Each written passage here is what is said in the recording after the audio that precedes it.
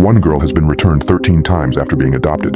Today I found out why. The name's Bonnie. No one knows where Bonnie came from. They found her in the backseat of a car that had been in an accident. The driver appeared to have suddenly swerved and ran into a tree. He died instantly. However, when the driver was ID'd, he didn't have children at age. The girl wasn't one of his relatives, and she was found in a worn-out car seat that had the name Bonnie swirled on it in black crayon. As much as it irks me to say this, she was the perfect case for an easy adoption. Blue eyes, blonde hair, 6 months old and perfectly healthy. Exactly the kind of child that anyone would want. It's no surprise to me that a lovely young couple brought her into their home within a week, but not even 3 weeks later, and Bonnie was set right back into the system with no explanation, other than she's a handful. I did some digging, and it does seem that the perfect Johnson couple were not nearly so perfect. A well-checked revealed that the garbage can was filled to the brim with wine bottles, and Mr. Johnson had been fired from his workplace for investment. The next couple seems to be an even better fit, the Morrisons. They'd already adopted 3-year-old Lily the year prior, and they were excited to grow their family again. Mrs. Morrison was a teacher, Mr. Morrison was an accountant. Lily was a happy, healthy girl. Well, she was.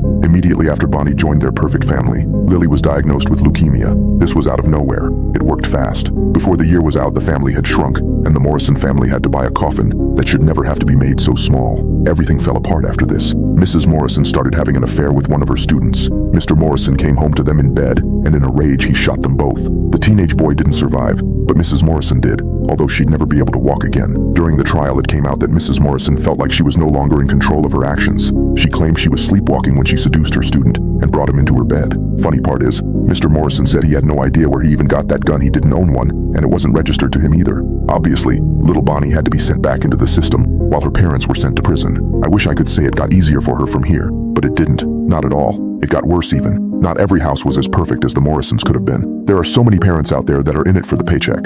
Frankly, they got what they deserved when Bonnie entered their house. I was on a computer all night to see the path of destruction that laid in Bonnie's wake. House fires, unexpected deaths, some explained, some not. Illness, errata and violent behavior. The most saintly of people became depraved maniacs, devolving into deviants that sold their kids to Chicos and downloaded terabytes upon terabytes of bad stuff. Big brothers began getting cats and big sisters were found with their wrists slipping the bathtub.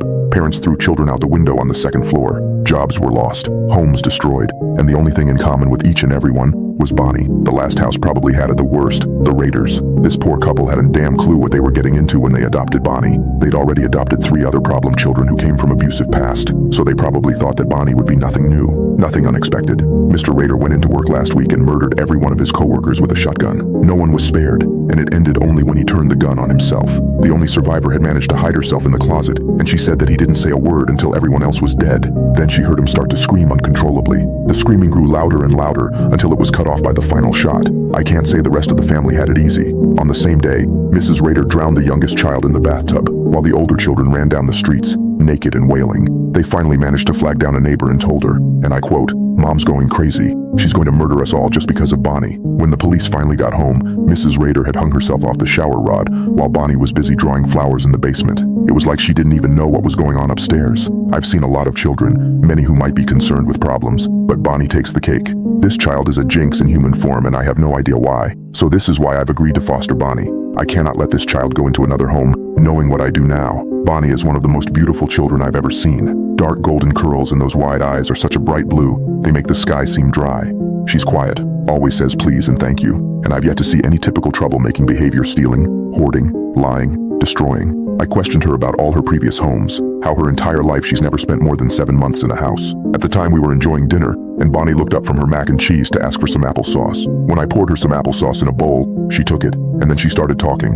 I'm a very bad thing. I can't do good things, no matter how hard I try, and everyone around me gets hurt because of it. I'm sorry. I'll try to do better this time. I pity this child.